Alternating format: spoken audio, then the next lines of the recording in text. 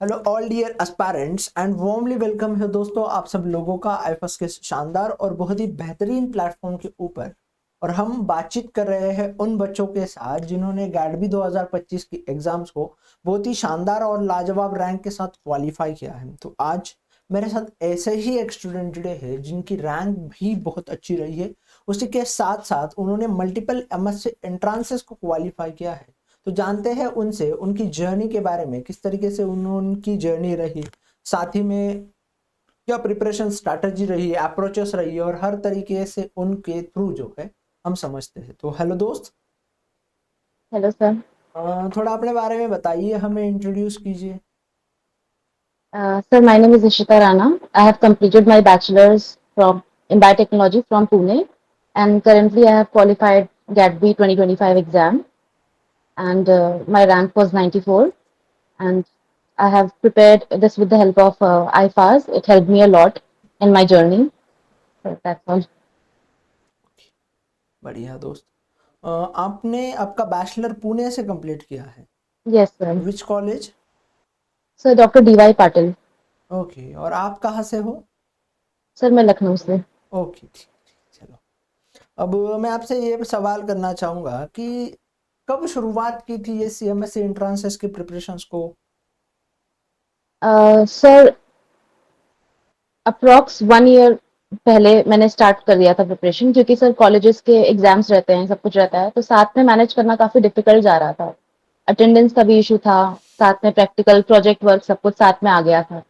तो जैम के लिए तो फिर भी मुझे 1 मंथ मिल गया था प्रिपेयर करने के लिए, लाइक मैं घर आई थी प्रिपरेशन के लिए। बट गैट बी के लिए तो सर लाइक 2 डेज पहले मेरे कॉलेज के यूनिवर्सिटी एग्जाम्स थे, उससे पहले सब कुछ, तो उतना टाइम नहीं मिल पाया मुझे प्रिपेयर करने का। बट फिर भी आई ट्राइड माई बेस्ट कि क्वालिफाई हो जाए बस। ओके, ठीक है, बढ़िया। अब मुझे ये बताइए कि फिर जब आपने प्रिपरेशन शुरुआत की तो कॉलेज के साथ साथ कैसे मैनेज किया था? सर लेक्चर्स मेरे रहते थे सुबह, पहले सर फर्स्ट और सेकंड ईयर में तो ऐसा था कि लाइक 8 to 12 या 1 तक रहते थे। अगर कुछ एक्स्ट्रा रहा प्रोजेक्ट वर्क या फिर मतलब प्रैक्टिकल्स रहे तो फिर एक्सटेंड होता था। और सर शाम को आके मैं अपने कोचिंग क्लासेस लेती थी। मैं मोस्टली रिकॉर्डेड ही देख पाई, क्योंकि लाइव क्लासेस में मैं नहीं अटेंड कर पाती थी, तो रिकॉर्डेड लेक्चर्स में देखती थी। फिर सर रिवाइज करती थी, रिविजन क्योंकि सर मस्ट है। उसके बिना तो ऐसा होता था कि रिवाइज भी किया तो फिर भूल जाते थे बहुत जल्दी जल्दी की। तो सर रिविजन भी साथ में। फिर कॉलेज के लिए उतना ज्यादा टाइम नहीं लगता था, क्योंकि लाइक सिमिलर ही कोर्स था। बस थ्योरी और MCQ इसका डिफरेंस था। तो सर दोनों साथ में ही फिर ऐसे मैनेज हो गया। लाइक ओके कॉलेज के लिए मैं कम टाइम देती थी और इसके लिए ज्यादा। Okay okay.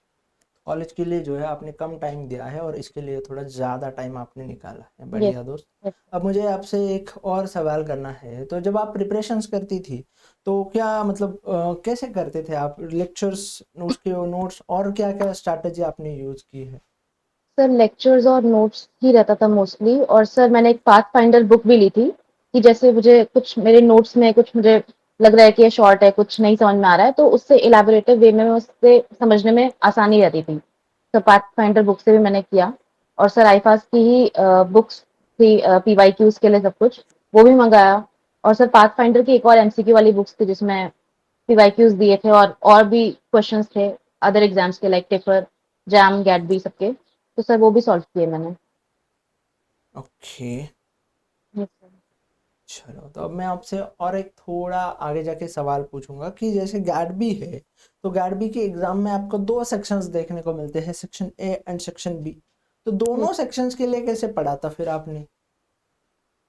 Sir, like coaching में मोस्टली सब कुछ कवर करवा दिया था। लाइक फिजिक्स, केमिस्ट्री, बायोलॉजी में मुझे थोड़ा सा मैथ्स चैलेंजिंग लगता था, क्योंकि सर बायो के स्टूडेंट्स हैं तो मैथ्स थोड़ा डिफिकल्ट जाता है।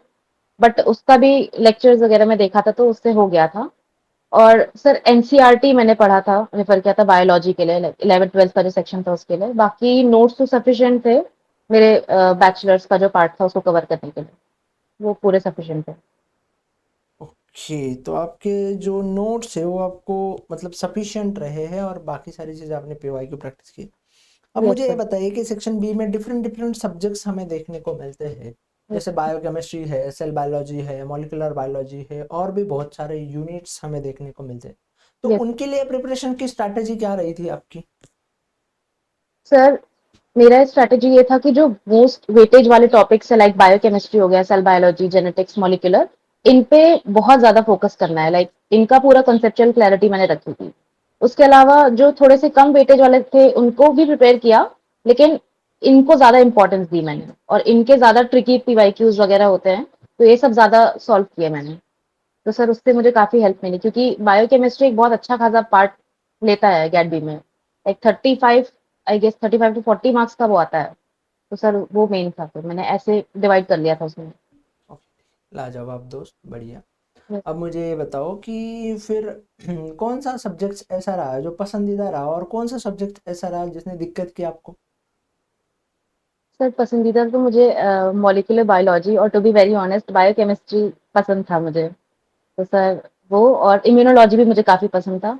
और जो पसंद का सब्जेक्ट नहीं था सर, मैथ्स एंड फिजिक्स, वो थोड़ा सा मुझे उसमें चैलेंजिंग लगा। मैथ्स और फिजिक्स क्योंकि लाइक मेरे इंटरेस्ट के टॉपिक्स नहीं है, बट हाँ उनको पढ़ना पड़ेगा क्योंकि इम्पोर्टेंट तो वो भी है ही। चलो, हो गया था सर कवर। ये बढ़िया दोस्त। अब मैं आपसे और एक सवाल पूछना चाहूँगा कि एग्ज़ाम हॉल में 100 में 60 सवाल ढूँढना अपने आप में ही एक स्किल होता है, टैलेंट होता है। तो वो 60 सवाल आपने कैसे ढूँढे थे फिर? सर पहले मैंने क्वेश्चंस को सॉल्व करना स्टार्ट नहीं किया था। पहले मैंने 1 to 100 तक जितने भी क्वेश्चन थे सबको एक बार देख लिया था। तो सर उसके बाद फिर दोबारा जब मैं देखने के लिए गई तब मैंने स्टार्ट किया कि ये आता है, ये नहीं आता है। तो उससे सर फिर सेकंड टाइम जब देखते हैं तो उससे याद रहता है कि हाँ ये वाला हमने शॉर्ट लिस्ट किया था, ये वाला नहीं। तो फिर सेकंड टाइम में मैंने उसको टिक करना, ऑप्शन को सिलेक्ट करना चालू किया। बढ़िया दोस्त। Yes. और मुझे ये बता दो कि जो भी मेरे फ्यूचर के एस्पिरेंट्स होंगे, आगे आने वाले बच्चे होंगे, तो उनके लिए क्या सलाह देना चाहोगे, तुम क्या बताना चाहोगे उनको? सर यही बताना चाहूंगी कि अच्छे से प्रिपेयर करें, लाइक रिवीजन को सबसे टॉप मोस्ट प्रायोरिटी दें। और ये नहीं कि खाली सिलेबस कंप्लीट करने में लगे हुए हैं। सिलेबस कंप्लीट करने तो बहुत ज़्यादा इंपॉर्टेंट है ही साथ में पीवाईक्यू सॉल्व करना उससे भी ज़्यादा इंपॉर्टेंट है। और मल्टीपल टाइम रिवीजन मैं बोलना चाहूंगी कि जैसे मैंने अपने लिए एक प्लानर बना लिया था रिवीजन का। लाइक एक साइंटिफिक प्लानर होता है कि लाइक पहले फर्स्ट 3 डेज तक उसको रिवाइज करो, फिर आफ्टर 2 डेज बाद उसको रिवीजन करना है, फिर उसके बाद 2 डेज के बाद फिर 1 1 वीक के गैप में उसको रिवीजन करना है, हर सब्जेक्ट को जो भी आप पढ़ रहे हैं। तो मेरा स्ट्रैटेजी तो यही रही है रिवीजन की। तो सर मैं यही बोलना चाहूंगी। चलो, बढ़िया, थैंक यू। और आपका आगे का क्या प्लान है अब? सर मेरा तो मास्टर्स, उसके बाद सर पीएचडी का प्लान है। ओके जी, बढ़िया दोस्त। Yes. And all the best for your future journey. ठीक है, thank you so much thank you for so much sharing sir. Your, thank you, experience and और knowledge. Thank you. Thank you sir.